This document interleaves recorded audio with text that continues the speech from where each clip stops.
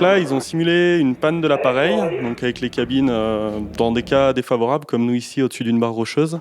Ils vont amener les sauveteurs par hélicoptère pour nous évacuer vertical, donc avec la corde, et pour voir si on arrive à tenir les délais qu'il faut respecter l'hiver. Qui sont les personnes qui font les cobayes? En général, c'est du personnel. Alors, en début de saison, c'est tous les nouveaux qui arrivent. Et après, sinon, c'est du personnel, de sociétés extérieures, de la station. Comment ça va se passer?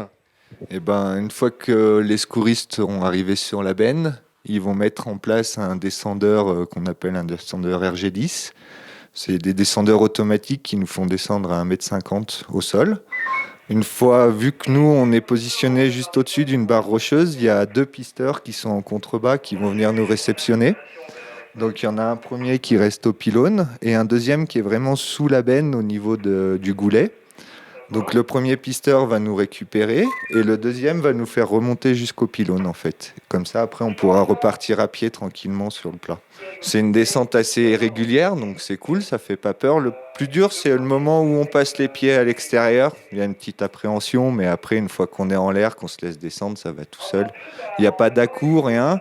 Et puis il faut savoir que les gars c'est quand même des vrais secouristes qui sont en dessous qui vont pouvoir nous aider sans problème.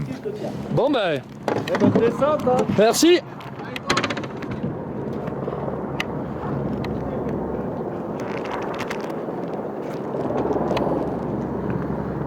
Pascal, tu nous fais le retour pour l'arrivée sol. Ouais. Vas-y, on va essayer de le freiner. Ok, bah vas-y là, tu peux y aller.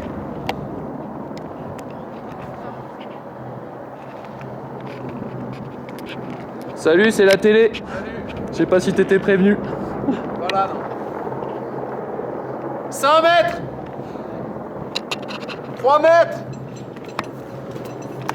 2 mètres. 1 mètre. Ok, il est vaché à moi. Nous, on est repris là-haut. Ouais. Donc, toi, tu vas venir et on va venir t'attacher là-dessus. Ok. Ok, donc si tu arrives à te tirer un peu, je vais te trouver un mousqueton. On va te libérer donc d'en haut. Vous avez commencé l'évacuation client. C'est ton collègue, hein, tu le laisses pas tomber, hein. Entre le restaurant et l'arrivée du 4 mètres. 3 mètres, ralenti, 2 mètres.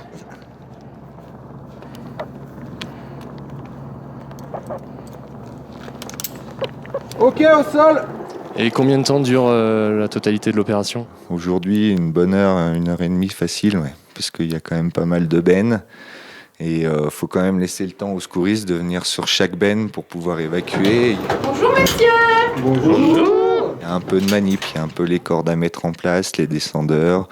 Après, ils vont nous mettre ce qu'on appelle des culottes d'évacuation et puis nous évacuer par la porte, en fait. qui va nous servir à... Tire un peu. On met ce qu'on appelle une poignée bloc. Tu vois, on fait un va-et-vient. Ça veut dire qu'on descend quand on monte, quand tu as descendu une première personne, au lieu de remonter le bout de la corde comme on fait, eh ben, on met ce poignée bloc dessus et après on descend le deuxième client avec ça. Ok. Ça évite de faire. Mais là, comme on n'est pas nombreux, qu'on veut prendre le temps, qu'on décortique bien la chose, eh ben, tu vois, on remonte le bout. Et en plus, comme là, ça nous permet en bas avec la corde que moi j'ai mis, de pouvoir tirer les gens là où on a besoin dans la barre. Parce que si on n'avait pas le va-et-vient, si on avait le va-et-vient mis en place, et ben forcément après, il nous faudrait 2 cordes au sol.